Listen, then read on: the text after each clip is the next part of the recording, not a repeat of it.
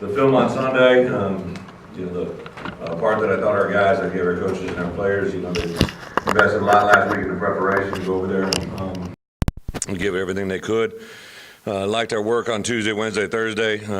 First half was one of those things that just couldn't get out of that field position battle, and again, it kind of unfolded as we talked about after the game. But in retrospect, there were a lot of guys that you get caught in a moment. You don't realize how many guys had to pop in there. To lose Yelda, to lose Austin Cantrell, two of your more formidable players on offense, have guys step into it. I thought Will Gregg, in addition to Jeremy Patton, really stepped it up, and Jack Krause. It was actually a blessing to get Jack back out there. He'd missed a couple games of concussion, so that was there. We just got to continue to find more players, and give us better relief in the second half, and do a better job as coaches as well. From an injury standpoint, unfortunately, the most significant, Ty Clary, is probably looking at a 6-week recovery. He sprained his MCL. Nothing surgical. Fortunately for that, nothing surgical, but unfortunate that it takes a long time for that baby to repair. So the MCL will get itself back in there. Yelda, it's the other ankle. It wasn't the ankle that he injured earlier in the year. It was the other ankle, maybe a little bit more significant, but do expect him to get back later in this week. Don't know if we'll have him for practice tomorrow, but expect him back out there, and I know he's doing everything he can. Austin Cantrell, all the x-rays and all the further tests were all negative. He did suffer a significant bruise on the outside part of the knee, which made it real tender to plant and drive, which prohibited him from coming back in. We kept C.J. O'Grady at home last weekend, so he was able to actually stay here, get treatments with some of our medical people here during the course of the weekend, and is, I think, full go, going to be back with us tomorrow. Looked good yesterday, was popping around. So those four significant guys offensively, and then also on defense, Drake Coley was cleared for the game. He played a little bit for us on special teams. I think just the way the game unfolded, Paul didn't put him in there, but should be all right this week moving forward, as healthy as he's been the last 3 or 4 weeks as we got going. So Austin, really no issues. I grabbed him on Sunday, said, how do you feel? And he said, really the only soreness I have is in my legs, just being out there running around and playing a game as long as he did. That was really the only thing sore, nothing significant in the shoulder, and I think he'll be back better this week more than ever. Then obviously in the same room, non-injury, but obviously the news of Cole Kelly. Here's where I'm at. One of the things I put out there yesterday, I hadn't even been able to talk to Cole or his parents yet, so I just obviously put out news that we were made aware of it. He's got a court date on Wednesday. He's indefinitely suspended from our program this week. He will not be involved with us and will not play on Saturday.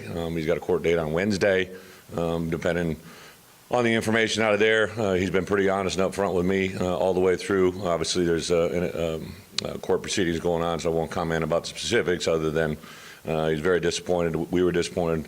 It's a learning lesson that I hope he takes full advantage of, as well as our team. When it happened on Sunday morning, my first reflection is he safe? Is there anybody else involved, and is there everybody safe in the entire incident? So that was a positive, but obviously something could come very, very negative out of those situations. So an awareness factor there for our guys. The part that I think he has to understand is, not only to be an Arkansas Razorback, but be a quarterback that started games here is a very, very big deal. And social media and everything else around it, he's going to be held to a higher standard. The blessings that you give can also be your biggest burden. So he's going to have to do a lot of growing up in a short amount of time. Had conversations with his parents, and we're all on board moving forward. For however long this suspension, through this week for sure, through Saturday, I think he's got to understand what life can be like without football. And also address all the other issues. If he does all that, we'll kind of address it at that point moving forward. So really, other than that, we jump into our Mississippi State preparation. I'm sure a lot of you, as well as myself, came back Saturday night, watched that game, and watched them go toe-to-toe with Alabama. And a really, really good football team. Our quarterback is a very, very talented player. We've known that competing against him. They've made a tremendous spike on defense as well from a year ago with the new philosophy, new way of doing things. So very tough task on Saturday, but excited to be back home.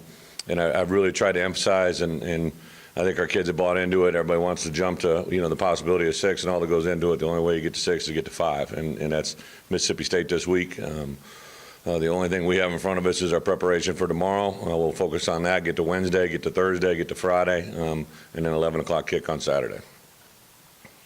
So with that, open up for questions. Who's that? Cole? No, he was yesterday. It was all just coming so fast. We started our meetings. I wanted to keep him. I kind of wanted him to face everybody, to be quite honest. Would have been easy to throw him out of the building yesterday, but I wanted him to have to be around, have to answer questions. And then from this point where we made the decision after talking, I didn't get a chance to talk to his mom until early this morning. So, yeah, he won't be involved in anything here in the building this week. Oh, absolutely. When we remove anybody, we commonly do that. Sometimes you guys know about it, don't know about it. Sometimes kids are redshirted, so it doesn't become a story. But we never take away 3 things. We never take away academic support, never take away medical support or anything that go into it, and also the services that we provide for them here in the building.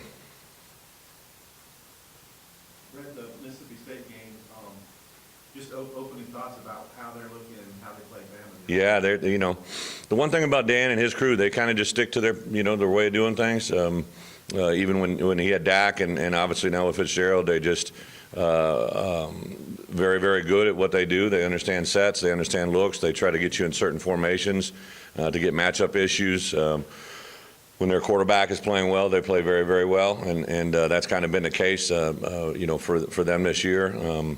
Again, to be in our environment, to be in a crowd, hopefully that'll be a little bit loud, a little bit excited, would be a good thing for us overall. Looks like they lived and died with the blitz, help them some, and then they stayed at the end. What do you think the same stuff might become? Yeah, I think that there was a little bit more in that game than others, and I think anytime you play Bama, I think one of the things you realize when you're studying that film or who's playing against them, that there are some changes that usually go into that game. People, just approach them a little bit different. But yeah, they overloaded certain sides. They brought good pressure, took advantage of some looks down the field. They were able to run the ball effectively a little bit. So there's definitely the time of possession was a huge, huge factor in that game. I know the coaches don't do this. It's this brilliant media mind. It seems like at SEC Media Day, states always pick last or next to last. They almost always do better than that. Well, do you think they're just kind of one of those underrated programs because maybe start was kind of isolated? Or Well, Dan's done a tremendous job there. Last year, you look at one of the things, obviously, the situation that we're in, all right, we're a 4-6 team. One of the things that we got to move forward. We got to go forward. And, they're a team last year. I remember when we beat them, because of that game, they were cast into a 5-win season, which actually put them in the bowl in Florida, which they had success with, that propelled them to where they are today, and a sign of those things that can come. But yeah, I think just overall they got good players. We compete. We don't compete much in Mississippi, but we compete against Mississippi State quite a bit in outlying areas. In Texas, Louisiana, Florida. So we know the type of players they are, and obviously the results they get. Do you think some of your defensive guys are just taking too many snaps, or are playing more snaps? We'd like to get depth. This is a big weekend for us in recruiting. We got a 11 o'clock kick, which is actually good for us in recruiting. We have quite a big number of defensive players that'll be in this weekend that could impact us in a short fashion. So it's an exciting weekend for that. But I think what we've realized is as you get deeper into this thing, when it's just one guy here, it's one guy there. Its effect overall, it takes place with special teams, but also in the duration of the course of the game, and that unfortunately has wear on us way too much. What do you think on Nick Fitzgerald? Maybe how he was pretty good last year. Let's Yeah. Better. Anytime you have the ability to throw and run, I mean, he can do both well. He's got a strong arm. They got great concepts. He's a big guy, so he's not just a one-on-one tackle. You can't just assume that just because you have someone assigned to him that it's going to be a down ball. He can really do some special things in the run game. Very composed. I know there was a picture of him Saturday right during the game where I believe he scored the touchdown and he was thrown up over on the sideline. For whatever reason. I mean, he was either engaged in the game, got hit, whatever it was, but he didn't show any signs coming back in the next periods. I think he's just a very tough competitor, and you can tell the way Dan talked about him early in his career that he was excited about where he can go, and it's evident in his play. Your downfield passing hasn't been Yeah. What are the causes of that, and how much are you missing being able to do that? Yeah, well, first we got to connect on when we got them, and if we got to throw the ball a little bit more vertically, we have to. There was a little bit of both on Saturday. I know there was a couple as well in the Coastal Carolina game, but it's one thing to have those shots, and you definitely want to take them. As a defense coordinator, I always used to chart how many shots go past 20 yards. That you have to have an awareness of that you're trying to defend, and the number of times that happens. And for us to get the respect, to maybe loosen up the coverage a little bit that could help us in the run game, we definitely have to have X number of shots down the field, and Dan's done a great job of that over time, and obviously we have to connect on them. I don't really know Todd. I just have tremendous respect everywhere he's been. He's not a guy. He's not a guy that brings attention to him. So, some guys are self-promoters or whatnot, and he just seems to be a guy. Throughout his history, just goes about his business. Several people that have worked with him, against him. You see his product, and it's very, very, very, very sound. It's not just throwing up a lot of different schemes and whatnot. There's a method to it, and very respectful.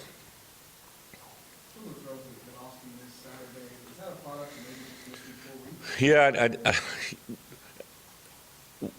think there's a little bit of everything. You also work with the receivers, so maybe, take a routine when there's two jumped out in my mind, the throw to TJ was just a little bit behind, and if you hit it clean, you maybe had a bigger play, but then there was a play, if you guys remember, Dion was dragging across the middle. It was a first down catch, but if he hits him in stride, it can be there. And the fortunate thing, I've seen Austin throw those balls a lot. I've seen him have great success, so you feel it's there. But I do. That was the first time he played in a long time, and it's not exactly the most easy place to cue into, and especially when we started him up backed up. But I think you'll see a big spike in him this week. Will Gray, I guess, got added. Yeah. With O'Grady out and Cantrell. What do you think of Will, and can he play a bigger role? I do. I've liked Will since day one. I think he had to go through some things, but he's been absolutely awesome from week one to where he is. Just kind of lines up, does business. I've thrown him in on some special teams. What I was really happy for him to see, he was anxious to get out on that tight end screen route. He was a little quick, but made some really nice things happen with the football, set up some nice blocks.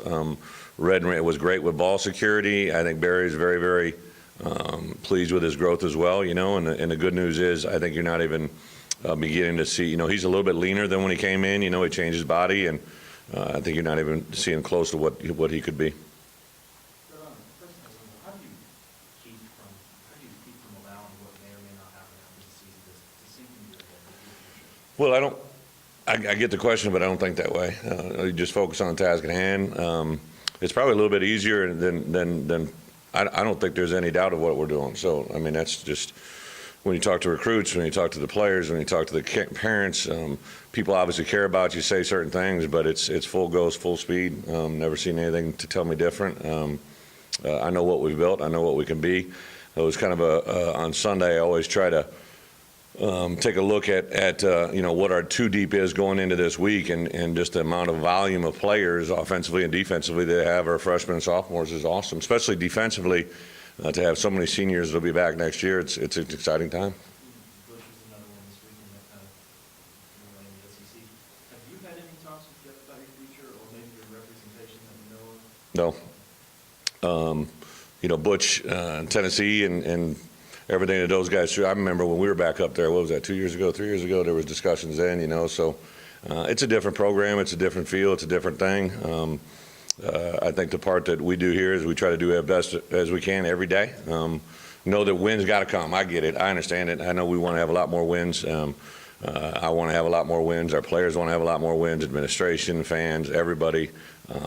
And we'll get there. I really, I know people don't want to hear it, but the things that our kids have battled through and the way that the kids have responded to the adversity that they've been hit in the mouth with, especially again during the course of the game, there's no flinch, there's no regression. They're just, hey, next man up, let's get through this, and we'll persevere. And that's a really fun group to work with. And when we get over that hump, that'll make it that much better. You mentioned the repair chief, still looking at that 15 to 18. No, it's probably going up a little bit just because I think we'll have some guys that have early grad.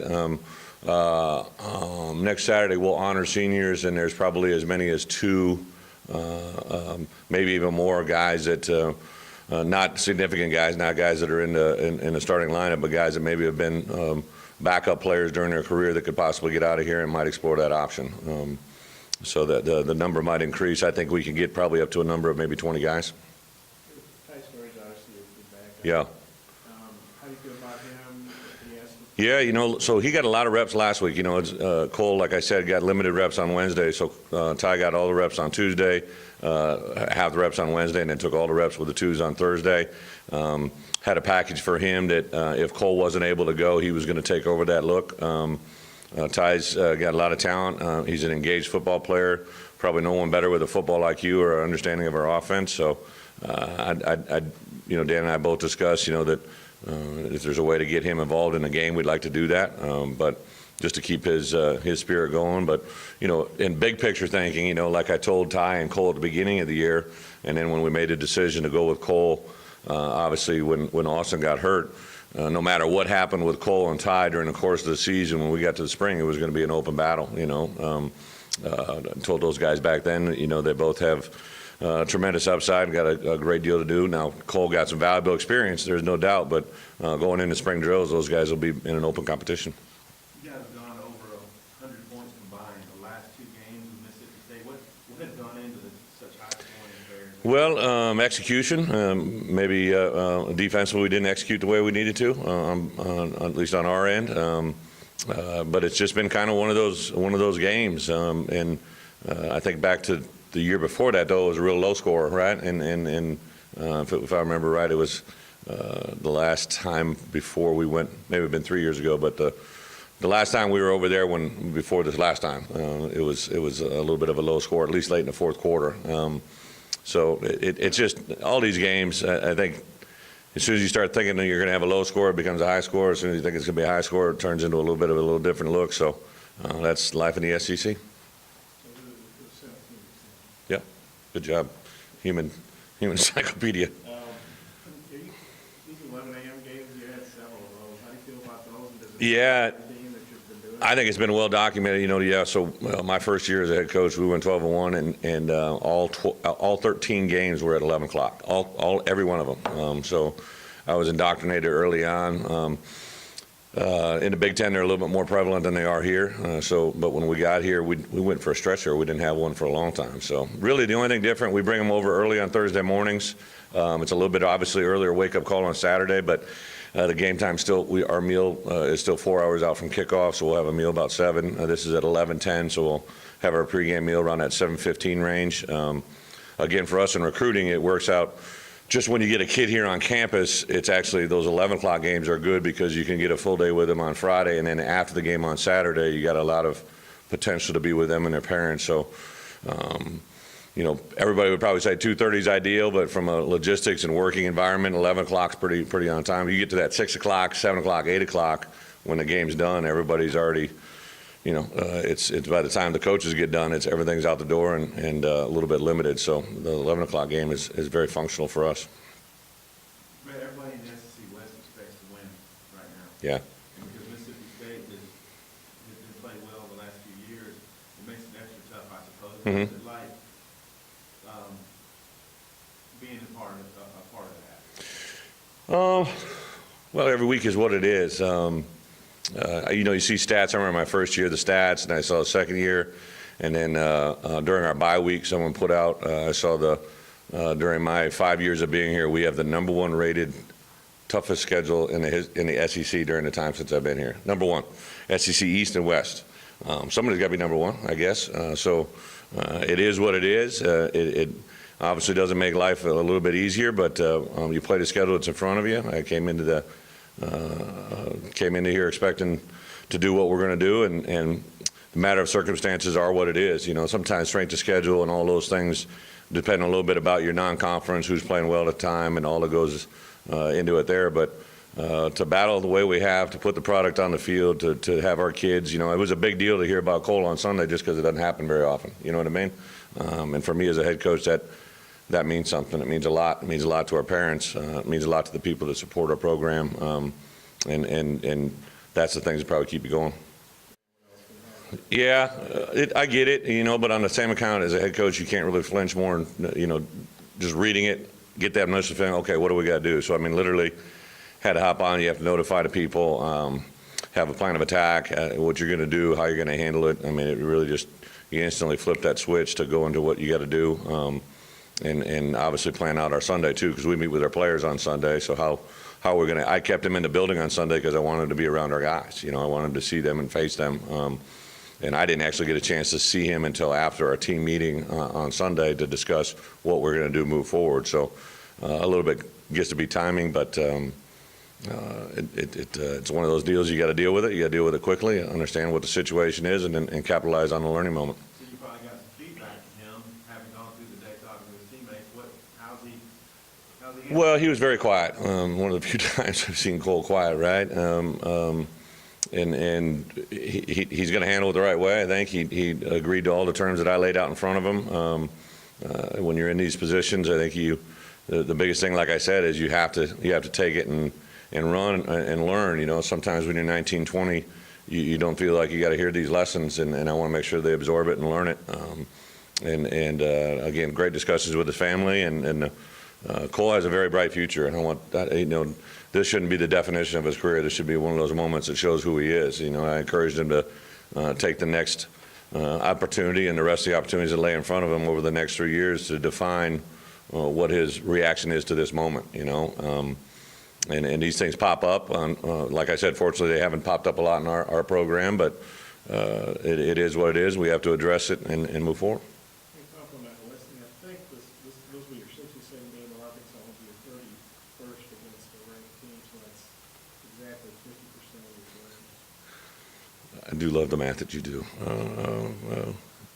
Yeah, I think that's the part that probably, if you could just pick people to grasp that, that's the toughest thing. And I tell you what, in recruiting, you sell it. You sell that so much in recruiting about what you're able to come here and do. Like, again, these kids coming this weekend are players that will be able to play immediately, you know, either JC transfer or somebody that can be eligible to come in January, and you sell them on the effect that they can have in a short fashion. And I think that's the part. You can't sit around and say, "Well, it was me about it." You got to use it as a selling point, and that's what we've been able to do. You look at the defensive plays the last couple of Yeah.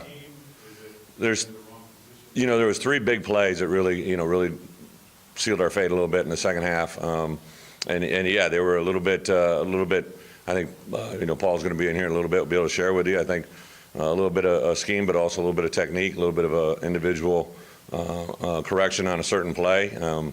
Credit to the offense for them being able to get it, but it's just tough when you see the tale of two. And actually, in the first half, the field position that our defense took over, the way they battled through that, and only to come out of there as a 7-7 tie was a true credit to them. But again, football games don't last 30 minutes; they last 60. So we got to be able to figure it out.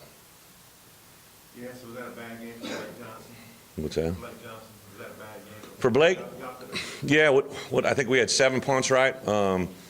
3 were above or beyond what, we have a certain number that Barry gives them that is pretty real, but 3, there was 3 that weren't, and coming off the heels of the week before to drop one. I mean, he's a kid that's got, again, tremendous upside. We have to get him to be consistent. I don't need a punter that can hit it 2 out of 4. I need a punter to hit it 4 out of 4. And he's young. Again, there's another sophomore that has got he's very, very talented, but he's got to come through and become a more consistent performer on every opportunity.